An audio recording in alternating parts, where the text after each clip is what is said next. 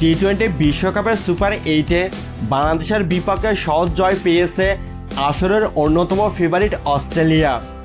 তবে এই ম্যাচের শুরু থেকেই একে একে সামনে আসতে থাকে বাংলাদেশের নানান দুর্বল দিক। গ্রুপ পর্বে খানিকটা ব্যাটিং ভেলকি দেখালেও সুপার 8-এ হতশ্রী পারফরমেন্স দেখিয়েছে টাইগার ব্যাটাররা। এই উইকেটে স্বাচ্ছন্দ্যে ব্যাট করতে পারেননি বাংলাদেশের টপ ও মিডল অর্ডার। অস্ট্রেলিয়ার বিপক্ষে সুপার 8-এ এসে নিজেদের ব্যাটিংয়ের আসল রূপ দেখিয়েছে বাংলাদেশ। পাওয়ার প্লেতে যেখানে অজিত দুই ওপেনার ওভার প্রতি 10 রান করে তুলেছেন, সেখানে পাওয়ার প্লের এক ওভারে কোনো রানই নিতে পারেননি টাইগার ওপেনার লিটন দাস। এক উইকেট হারিয়ে দলীয় পুঁজি 3 ওভারে যখন ছিল 8 রান, এই সময় 0 রানে ছিলেন লিটন। এরপর বল মোকাবেলায় 2 অঙ্ক পেরিয়ে রানের খাতা খোলেন তিনি। এক পর্যায়ে 12 বলে 2 রানে ছিলেন এই ওপেনার। শেষ পর্যন্ত অজি বোলিং তোপে কুপোকাত হওয়া লিটন 25 বলে 16 রান করে মাঠ ছেড়েছেন। পাওয়ার প্লে থেকে অন্য দলগুলো যেখানে কারি রান আদায় করে নেয়, সেখানে ব্যতিক্রম টাইগাররা।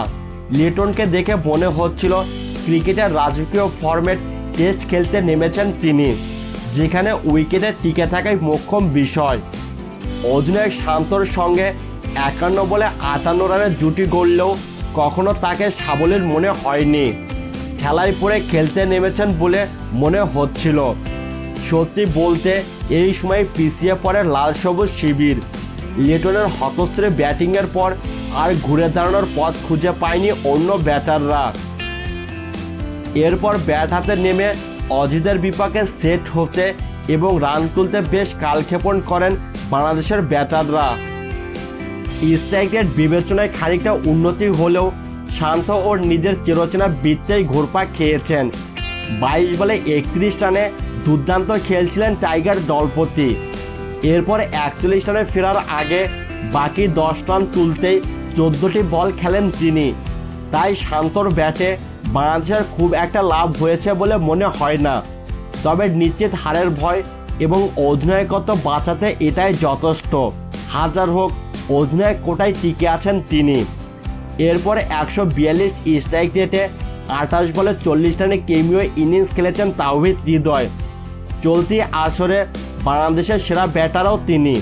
তবে অস্ট্রেলিয়ার মতো দলের বিপক্ষে এটি যথেষ্ট নয়, সেটি এই মিডল অর্ডার ব্যাটারও ভালোই জানেন, এই নিয়ে কোনো সন্দেহ নেই।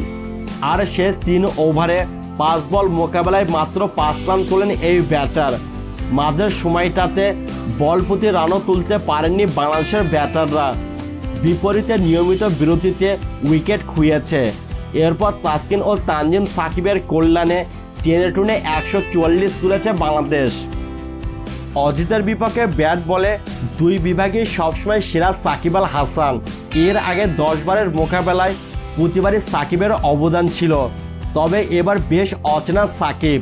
সুপার 8-এর এই ম্যাচে সাকিবকে পাওয়াই যায়নি।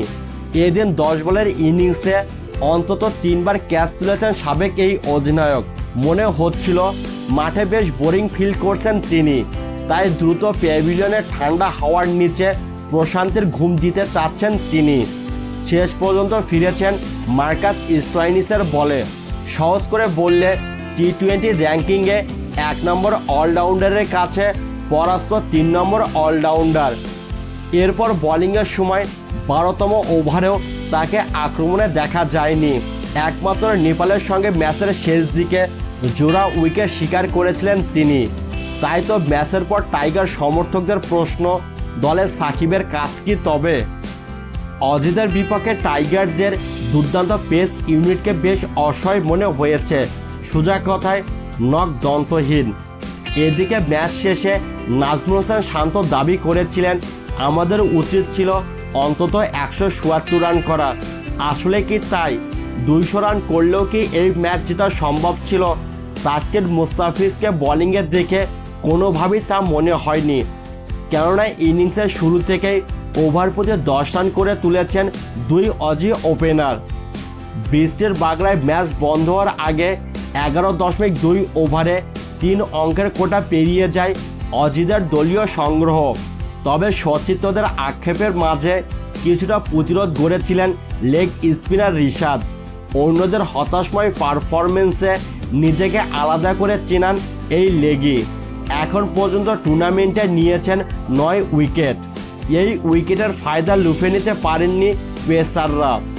আগের ম্যাচের নায়ক তানজিম সাকিব উইকেট বঞ্চিত হন, তাওহিদ হৃদয়ের যশ সামান্য ভুলে। অন্যদিকে 8 বল ঘুরিয়ে 22 রান দেন তাসকিন আহমেদ।